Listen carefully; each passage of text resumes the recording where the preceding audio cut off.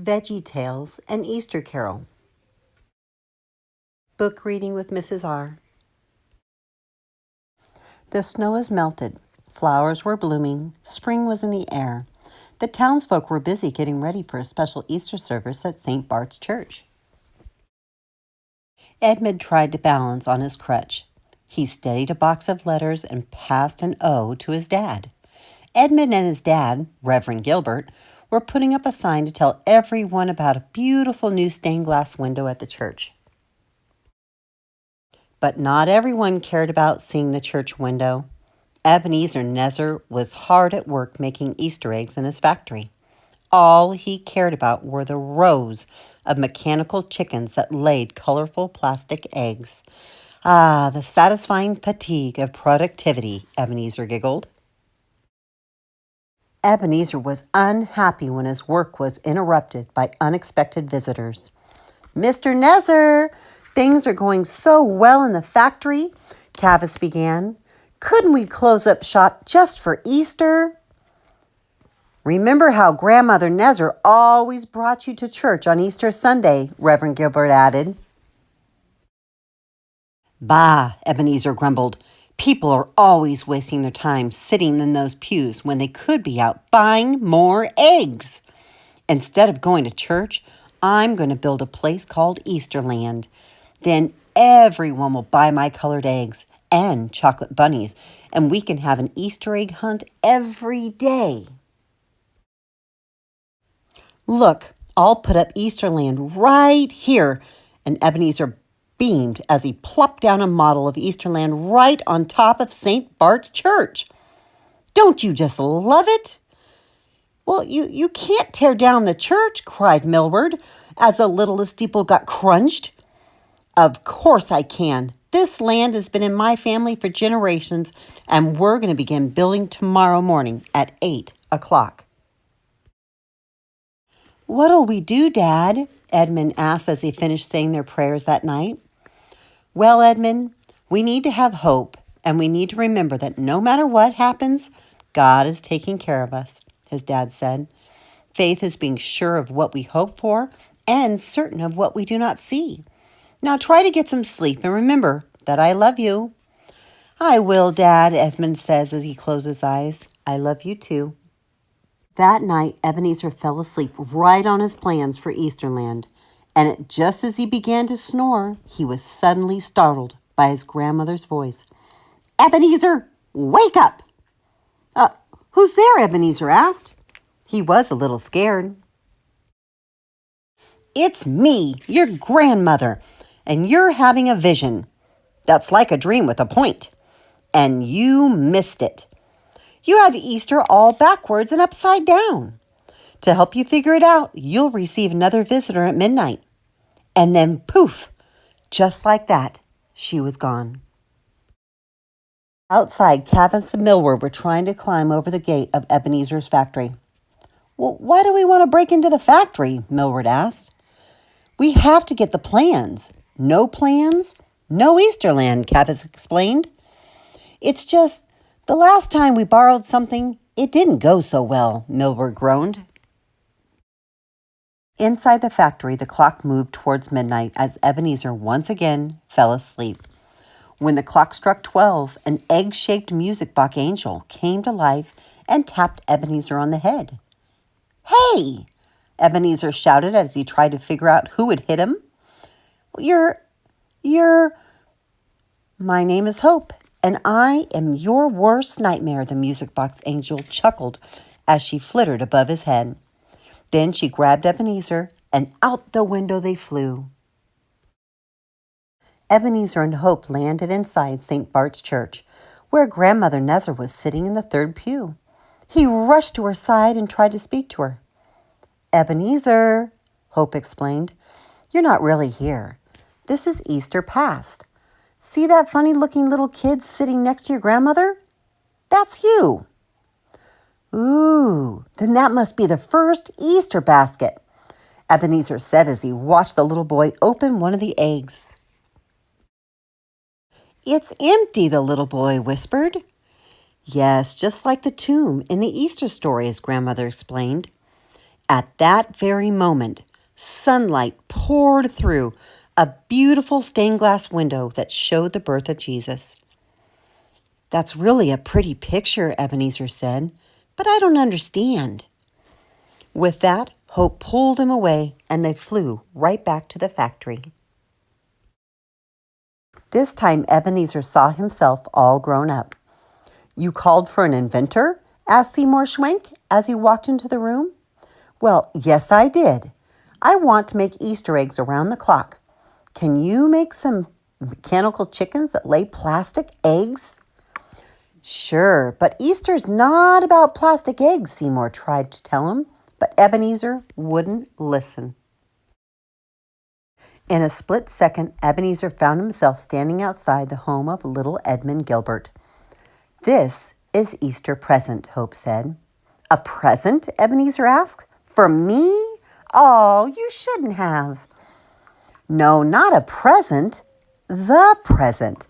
The here and now," Hope said, a little frustrated. But Ebenezer just didn't get it. So Hope gave him a nudge, and together they looked through Edmund's window. "Mr. Nezer just doesn't understand about Easter," Edmund said, as he began to cough. "He's not a bad man. He just doesn't have what we have. He doesn't have the hope that lets us celebrate Easter all year long." But Edmund couldn't continue. His cough got louder and louder. His mom and dad helped him back to bed. Ebenezer turned to Hope and asked, "Just how sick is he?" "Very sick, I'm afraid." Hope touched Ebenezer's coat, and he found himself back in St. Bart's Church. He gazed up at the beautiful stained glass windows, each one a different picture, as Hope began to sing. There's a story that started on Christmas, when a baby was born in the night, and those who came far who followed the star were seeing a heavenly sight. The years hurry by, and the boy, now a man, can make the blind see with a touch of his hand. He was born to be king, he was rabbi and priest, but the best that he had, he gave to the least. He was born and he died almost 2,000 years ago. He laughed and he cried. He felt all the fears we know. He hated injustice. He taught what is right. He said, "I'm the way and the truth and the light."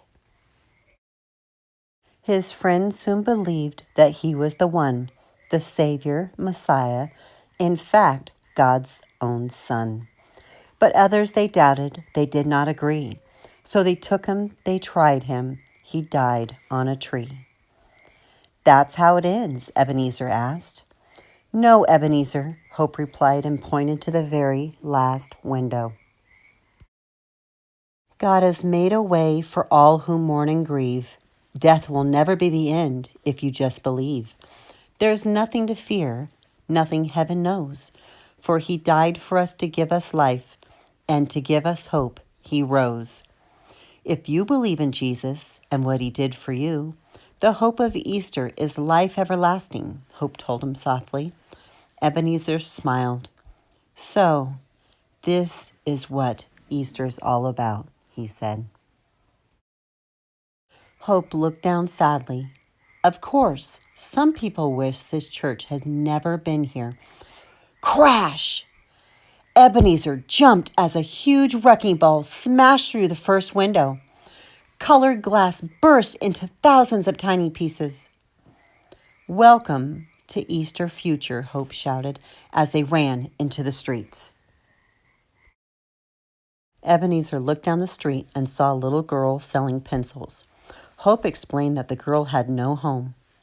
She had once lived in the church orphanage supported by people filled with hope of Easter.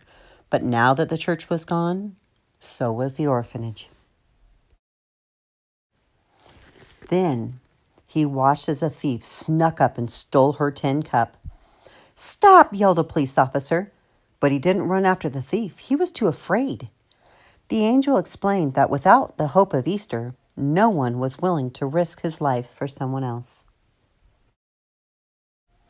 Then Hope turned Ebenezer around to see Reverend Gilbert walk away from a tombstone in the cemetery. The stone read, Edmund Gilbert. Hope, what have I done? Ebenezer shouted, It can't end this way. We have to change the future, Hope. We need you. But the music box has wound down. Only the egg remained. Oh, no, Ebenezer yelled, running as fast as he could to St. Bart's Church. Crash! The wrecking ball smashed through the church.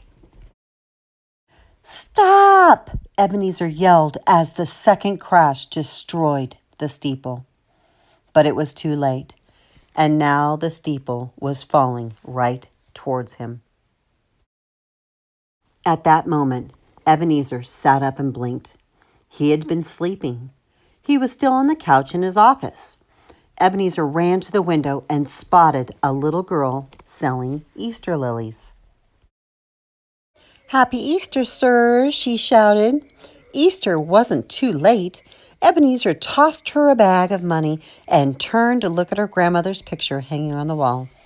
Happy Easter, grandmother, he said as he dashed out of his office to save the church.